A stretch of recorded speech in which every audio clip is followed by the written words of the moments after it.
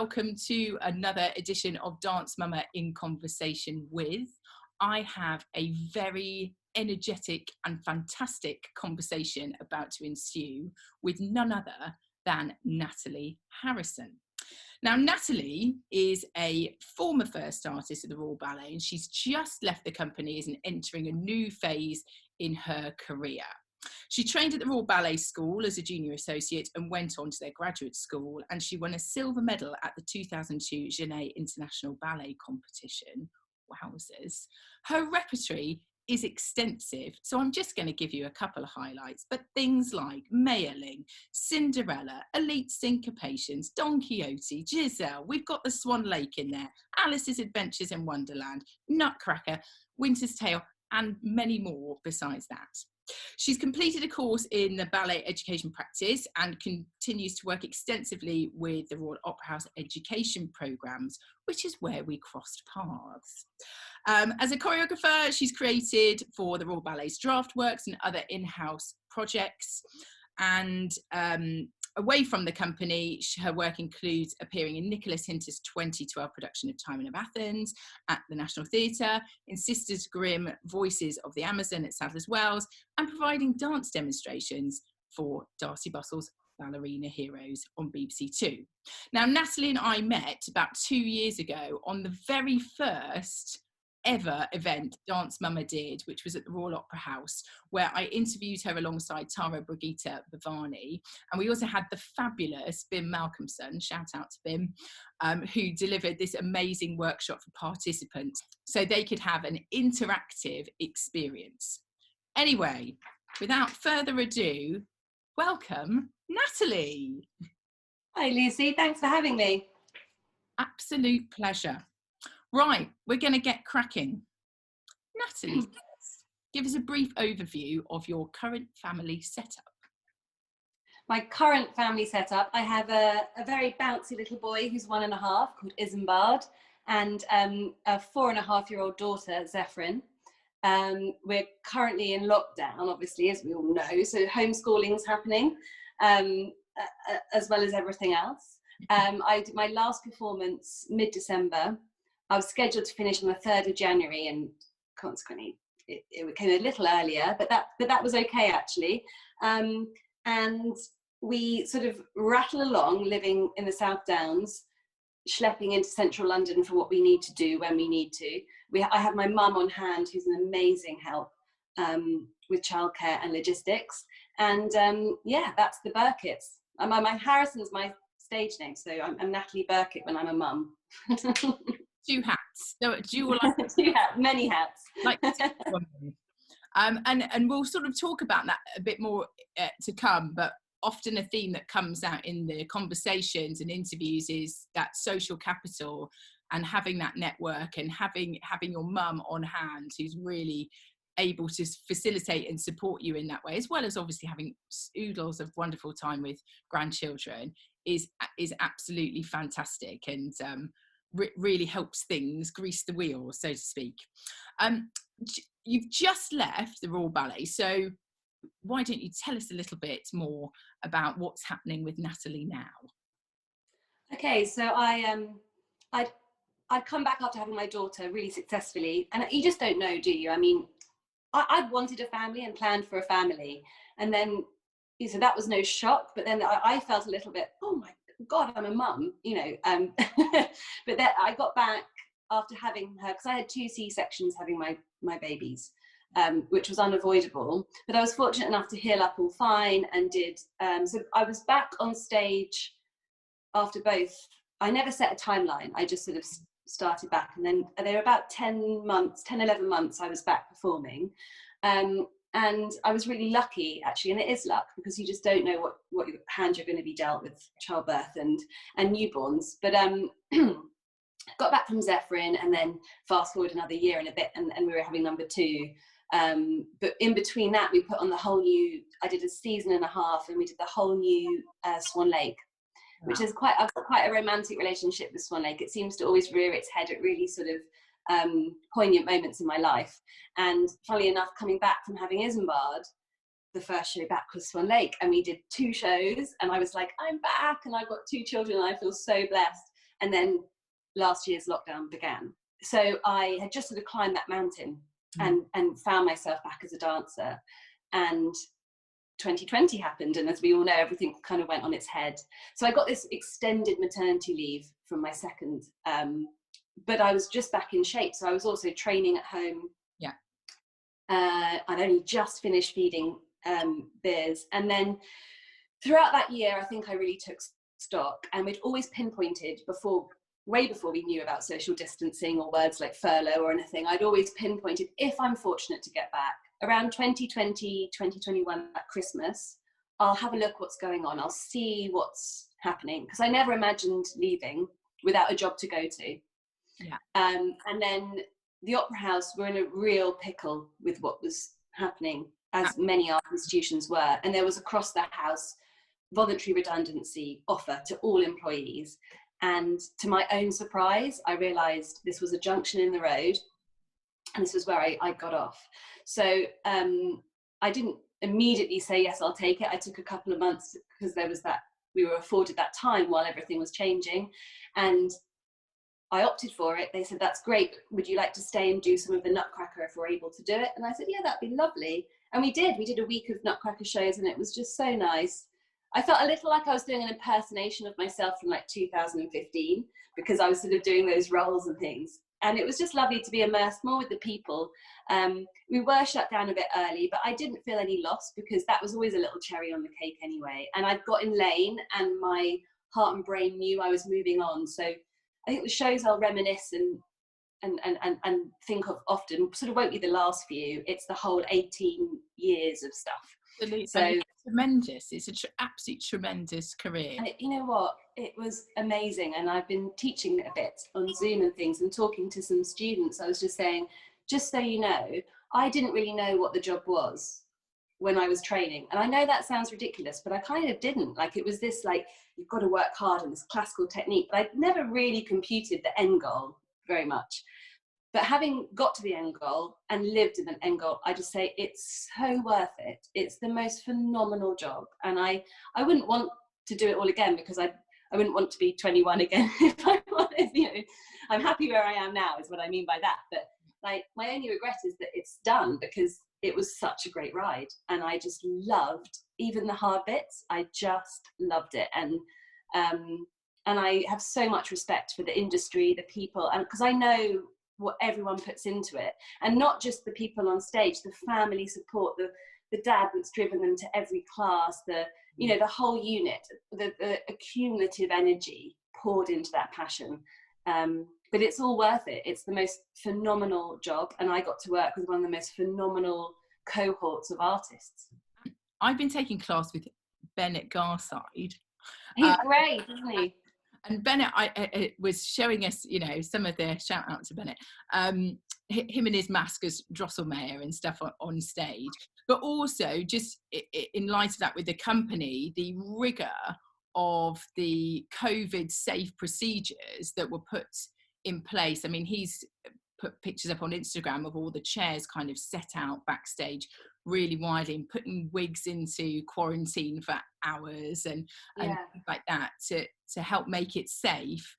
But going back to COVID, for your experience, unfortunately, you've actually had it. We did. We contracted it through childcare. It was, you know, we're all fine now. The one good thing was we were alerted the day we had exposure, the children had exposure. So we isolated. So the buck stopped with us. We know we didn't pass it on to anyone. And we all, on day 6, all the symptoms came, and we were pretty poorly, I'm not going to lie, but we're all absolutely fine. And the irony after, like, the masks and the testing and being so careful. But, you know, this thing is, the contagion of this virus is really efficient. And I think I had a wrong prejudice before that, like, oh, well, if you get it, you're not being careful enough. Like, we were being careful. And so I think actually it's wretched. And I feel for anyone and everyone doing everything they can. I think the Royal Ballet was sort of damned if they do, damned if they don't. What were they supposed to do? Just shut down completely and mothball? It has to be something for the artist to keep going. It's a house of excellence.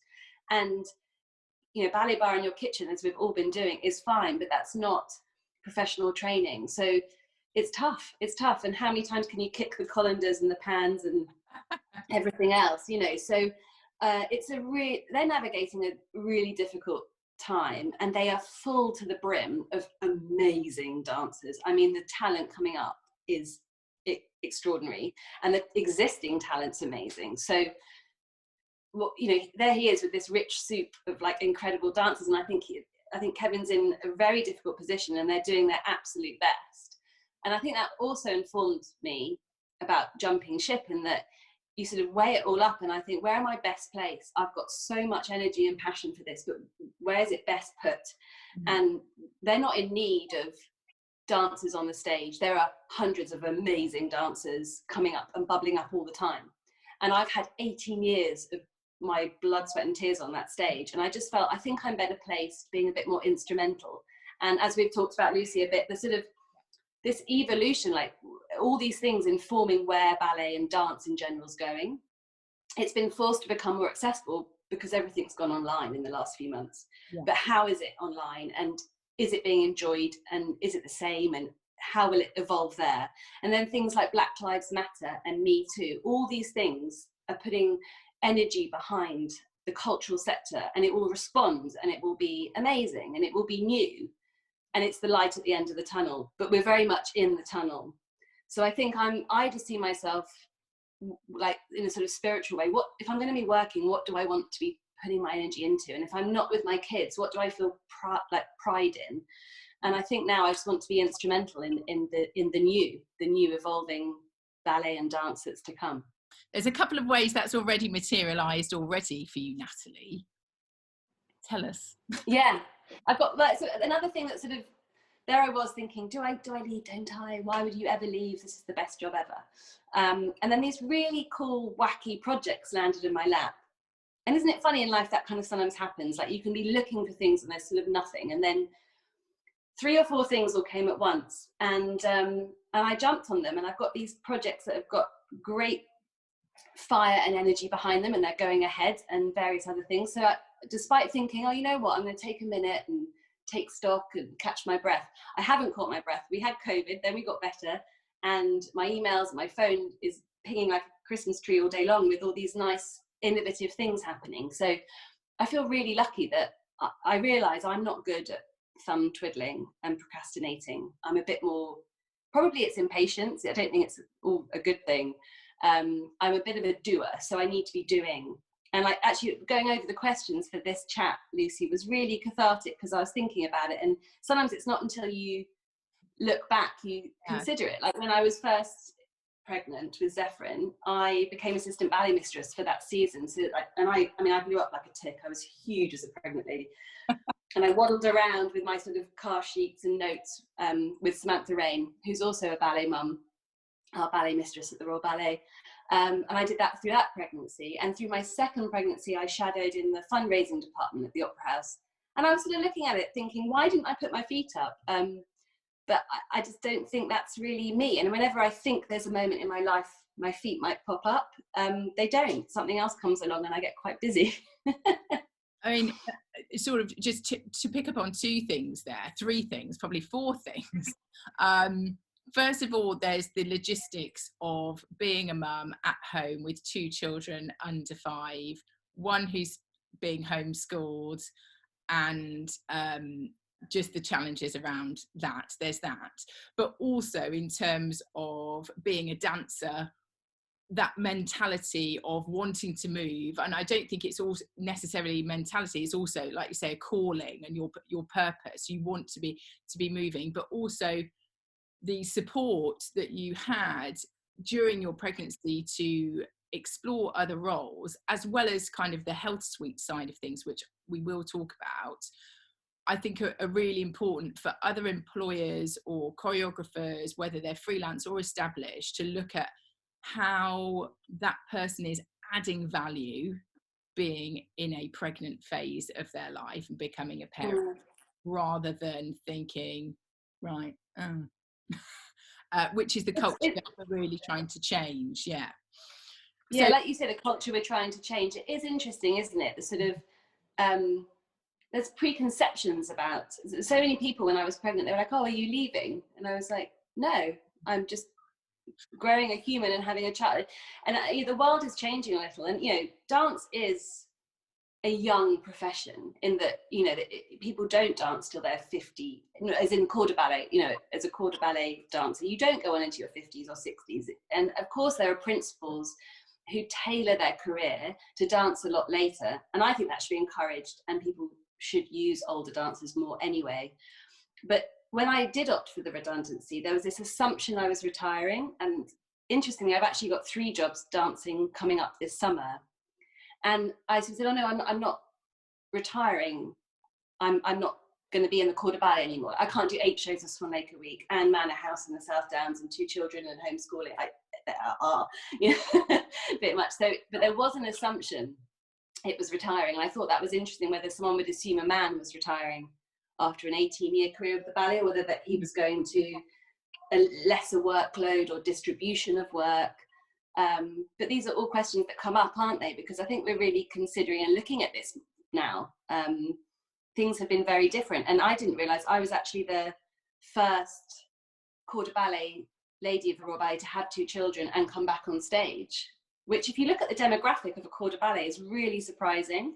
Yeah. I hasten to add, with the baby boom happening in the ballet world, there are quite a few other corps de ballet mums of 2 about to be back on the scene. So I blazed a path, and many soloists had more than 1 baby. Yeah. But it's interesting, it's evolving. Like I say, this is all changing. There's been sort of wind of change, and the industry will respond. It has to. Yeah. I mean, quite often I've talked about the structure at the Royal Ballet in supporting mothers and fathers, but mothers mainly in terms of the biological and physiological and psychological changes, because it has the resource of the health suite, as well as having a large cast that can support leave for different periods of time, which of course in the freelance sector is absolutely not the case. And we're working to find ways of either signposting people to provision or coming up with provision like Dance Mum Alive, which is just, a tiny drop in the ocean really of what's required. But I wonder if you could tell us, if possible, a little bit more about what sort of things you did with the health suite and how, and in terms of just that communication with Kevin O'Hare and those sorts of things that enabled you to be supported in your journey into parenthood at the Royal Ballet. I mean, I felt supported from the get-go, I have to say. I remember someone saying never apologise for telling an employer the news that you're expecting, because there is a sort of element of like, oh, sorry, I'm going to miss some shows. But Kevin's very approachable, and I remember going in his office and saying, oh, I've got some news I've just found out I'm expecting. And he just gave me a massive hug. Do you remember hugs? Do you remember we used to hug? What were they? And I very quickly developed really aggressive morning sickness, like vile, with both of them. So, and I don't know why, but I carried on performing with both of them until I was about 4 months pregnant, partly because the roles I was doing at the time, both mothers, interestingly, I was Lady Capulet and I was Empress Elizabeth, both times. And it was proper like buckets in the wings. I was really unwell. But I think I was just holding on to what I knew. And I just didn't want to give up those shows, because who knows what's ahead. You go through this whole amazing journey where your body takes over. With my first pregnancy, they said, well, whenever you feel it's enough, you stop. And I said, I'm going to try and do all my Lady Capulet shows, see how I go. Managed all of those, loved them. And there was a nice romance for me, and like knowing there was a baby in my tummy and being on stage, and the music, I just felt it was all very, I loved that. And I danced a lot through my first pregnancy. I did ballet class. I didn't jump. I did ballet class in the morning. I walked to the hospital and had my daughter that afternoon, because I grew up on the Euston Road. So I walked up through Bloomsbury, picked up my bag, and in terms of being pregnant, I was lovely. I went in, I did class. I was also assistant ballet mistress. So I sat there and I felt like the wash of all the music over me was lovely, and for her in there too. Yeah. And with Isambard, I was really poorly again. I managed to do all the shows of Myling as Empress Elizabeth, which was really a bit more dancing, and that was quite challenging, and quite a plot twist that the Empress was actually knocked up, but not that anyone knew that. I did tell my partners. I was with Matthew Ball, and I did sort of say, just so you know, I'm sorry if I'm a bit green today. I'm you know, struggling with morning sickness, and he's such a gentleman. But I really enjoyed those shows, and I then felt completely supported, and I had complete sort of autonomy over how much I did want or could do. So I never felt a pressure, you have to be in, you have to be here. I was there and I was dancing, but I knew if I couldn't be, it was fine. Yeah. And then having had surgical birth. Yeah. And so when I walked up to that hospital and had Zephyrin, I'd never even been on a drip before. I'd never had any surgery. At this point, sort of 16 or 15 years into my career, I was just lucky I'd broken a wrist because I fell over, and I'd had a few sort of bits of tendonitis, but I've been really lucky with injuries. Yeah. So I hadn't had that kind of intervention. So for me, surgery was a massive shock. And I think anyone who's had abdominal surgery, it's horrid.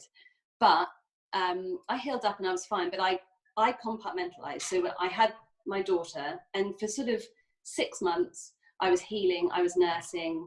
And I'd read a bit about that sort of 4th trimester, just sort of like hunkering down with your base and your family. Both of mine were heavy feeders, so I was just a sort of milk machine. And I let my body just kind of settle. And then after 6 months, or so 7 months, I went in, and I kind of felt like I turned up and went, what are we going to do about this? Because I felt like 10,000 miles from a ballerina or anything. And actually, I went into the Pilates room first with Jane Parrish and Fiona on the gyrotonic, and just did like some breathing around abdominal connection, and also opening up the back, because the back stiffens and has broadened, and that felt really nice. And then really quickly, I put no timeline on things, it all sort of fell into place, and I felt really good, to the point I thought there'll be a bump in the road, I don't want to count my chickens. But actually, just slowly but surely, and then within a few weeks, it was so nice when I then did ballet bar, because that's what we know, isn't it? So like going back in, and the music, and I really know the benefits of Pilates and all these things, but I'm not gonna lie, they bore me. I like dancing to music and expressing. So for me to get back in the studio was fantastic, but I could have only done it with the help to get everything back. Absolutely. And it's that familiarity, because becoming a new mum, that whole identity and questions around that, and that all kind of comes up for me too, in my contemporary dance way, in case you're with ballet. I hasten to add, the structure of knowing what's coming next is so like a big comfort blanket, because there's so unknown and chaos in everything else in terms of parenting and career. It's really nice to just have that moment of knowing what's coming next. But what you describe in terms of the gyrotonic support and all of those things to really help your body start to reorientate itself with its new superpower of being a mum, and that careful kind of considered, and beautifully what you said is the allowing, how you've not put a timeline on things. And I think that's often a trap a lot of dancing parents fall into, is they're so used to discipline and structure. I certainly did when I had Callie. I'll be back at work at 3 months, wasn't it 6 months? All these kind of things can be quite unhelpful, and it's brilliant to hear that you were in a space where you were more allowing of it. Well, like you say, that headspace, I think as a dancer, you think you can sort of solve any problem with hard work. Do you know what I mean? You think, no, but I'm going to do it one more time, I'm going to nail, and there's that kind of grit. Right. And actually, with being a mother, that's not how it works. And I had, both my babies didn't really sleep for the first year of their lives either. So sleep deprivation is a very real problem. Absolutely. And they were heavy feeders. So my body was not sleeping, and it was lactating like nobody's business. And then I started introducing training in, so that it got to a point with both of them where I fed them both up to about 10, 11 months. And it was like I had to choose to stop feeding them then, even though both of them were eating like breakfast, lunch and dinner. And it was really just a little comfort thing. Because also I had to sort of think, right, I could carry on like this, but then to have any progression on, for all of us, And actually stopping feeding them just under a year helped both of them start sleeping better, and it helped, and that was the final little push of my body getting back to, and I always say, I don't like using the phrase back to, because it's a new version. Like people say, oh, you snapped back to how you were before, and you're like, I'm not how I am before, but I'm in charge and I'm in command of this new body, which I'm really proud of. And there's like wrinkly bits and skin and stuff, of course. I don't care, because I know what it's done, and it's just the most impressive thing. But the healthcare suite, I'm not a gym bod. I go to the gym, or I did go to the gym when I was training back, because I wanted to be a bit better than before. But what really I found unexpected was the going over your technique with a sort of with an eagle-eyed coach. I felt actually a year after having both of them probably better than I was before, because I hadn't had time away with injury. I'd just been working 120 shows a year, like, all the time. Yeah. And you start to get, class becomes more of a warm-up than a training thing, and all these little bad habits can slip in. And we have great guest teachers coming who suddenly make you think, oh, you know what, I'm not approaching this step right, or give you new sort of ideas about things. But actually going back to basics was really good for my technique. And I remember, so I got back after Zeph, I came back into the Dream, which I did the Lovers in, which was a really nice thing to come back into. And then there was Miling and all kinds of stuff.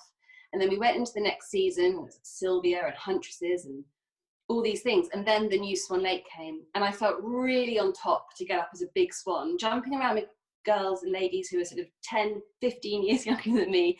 And I thought, you know what, I'm really proud of myself, because I felt really good. I had built up from a completely, I sort of would have gone right down away from ballet, and I built back up, and I felt better than before. And then I got pregnant with number 2.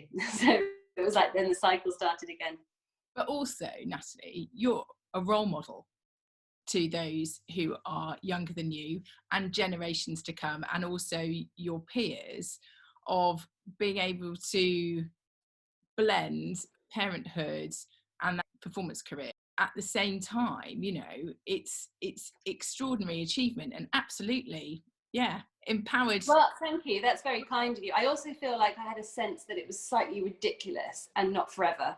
I felt like it was juggling, plate spinning. It felt a bit precarious, and that also was why I remember someone saying, wow, you've got 2 kids in your back. And I thought, if I've got that illusion going that I have all this together, perhaps now's the time to elegantly step away before they all come crashing down. Because it did feel, I was very lucky to have the support network of my family, but it was exhausting, but it was all worth it. And these were like worthwhile problems. It was not a problem that, it was all worth it. The job was amazing. Being a mum was amazing. And I had all this time with both my kids because of everything 2020 threw up. So I feel like they've had a mum there all the time. But when I look, I've actually done a huge volume of work in the last 4.5 years as well. Absolutely. So I've just been also fortunate because of the way the cookie crumbled for me. But my colleagues, I'm inspired by people around me, and so many mums who've done it alongside me, or just before me, or after me. And there is a monumental baby boom hitting the ballet world right now, which is great for you. Brilliant. Absolutely brilliant. I guess with those sort of general generational things that are kind of coming out there, and also, credit to your mother, your own mother. Absolutely, yeah. She should have put into you, as knowing that you were probably going to get a professional career in ballet, and all of the energy that took from your parents. What advice would you give to aspiring parents who work in the dance sector? It's doable, and it's all worth it. I would also say, don't have a map or expectations on it, because there'll be curveballs that come in and you cannot know what's ahead, but everything is navigable. And the world is becoming more and more accepting, and there are more and more platforms of which to find help if it's a rocky patch or something. And I think it's ridiculous that so I had my daughter in 2016, and like, you think things would be different, but it felt a bit scary that was it the end of my career because I'd made this choice. And if you think the feminist in me is furious that even went through my head, because that's ridiculous. But I think everything is evolving, changing, and is more informed than ever. And of course there's prejudice and there's people that will think things, but I think if you want a family, it's achievable and you can make it work. And not only that, people have to make it work. It is what it is. There are certain elements of the job that they're not bedfellows, being a mum and a ballerina. They're really not, because there's an element of selfishness about being a ballerina in a positive way. Yeah. You need to be rested, prepared, your shoes sewn, the hours you need to put in. And as any mum knows, you don't come first, the children do. Yeah. And so then it's the balance and juggle of that. But it's absolutely doable and it's absolutely enjoyable. Do you feel parenting helps you in your work? Yes, I do. I think I'm almost a better mum for having a bit of work. So at the moment, I can only work when everyone's gone to bed and the dishwasher's on and the washing machine's on and everything's set for the next day. And I've surprised myself. I've become one of these people that like lays the table for breakfast, which is just, props out for the next show. Who knew? I used to be much more rock and roll, I promise. But no, it really does help me. I really like taking my brain somewhere else and intellectualizing and discussing and chewing over and working on things. And then I come back to being a mum and I just feel like energized and replenished and better at the mum job. Just the mum job on a spin, I think I'd go a little cuckoo, but then we're all different, aren't we? And there are some women who are brilliant at that and are able to sort of, but it grounds me. I think the work side is me grounding myself and remembering who I am in all this. And I'm able at the moment, fortunately, to be sort of full-time mum come, what am I now? Ballerina, producer, something, writer, all these different things. Who knows? Let's not label it. And conversely, does your work help you in your parenting? Definitely, yeah. So I think I sort of, yeah, they for me, it's a real balance, and I've always enjoyed being a mum and I've enjoyed working, and the combination of the two. I think I'll always work, and as I mentioned earlier, like I just keep on thinking I might pause for a moment, and life's just maintained this busy spin. So I think that's just my lot in life. There's a lot of dancing in your house as well, I'm sure. Always a lot of dancing. I really hope to be one of those sort of barking old ladies who still does full ballet class in her 90s. That's the aim. What keeps you motivated to dovetail working in the arts and being a parent? I think them, my children, and what world they're heading into, and what I want them to be enjoying and reading and listening to and watching, and what the arts have afforded me and what the dance world has afforded me is, I feel slightly indebted for. So I guess that's why I want to put back in, because hopefully then that comes out as something for them. And maybe they'll work in the arts, maybe they won't, but they'll certainly go to a gallery, they'll certainly listen to music, and they'll certainly watch things on TVs and in cinemas. So that's all part of this. This is all the arts. And I think people, it terrifies me, some of the recent political attitudes towards the arts. It's ridiculous and outdated. And I think we have to look at ourselves globally and think, you know, we are human beings and we are souls, and we need so much, and we don't need to just work to make money to pay bills. There's so much about all of us, and being a mother and nurturing young minds, I think, makes you realize even more the importance of all the arts as well, not just the ones I've experienced. So I actually dusted off my CV at the end of last year, which was 18 years old and quite funny, because I was a sort of very skinny, unknowing little green 19-year-old me. And it's funny looking at that and considering, and I looked at jobs in the art sector, and it's amazing, because I think the minute people say, oh, you know, is it important? Do we need that? It actually fuels all the artists to go, yes, you blooming do.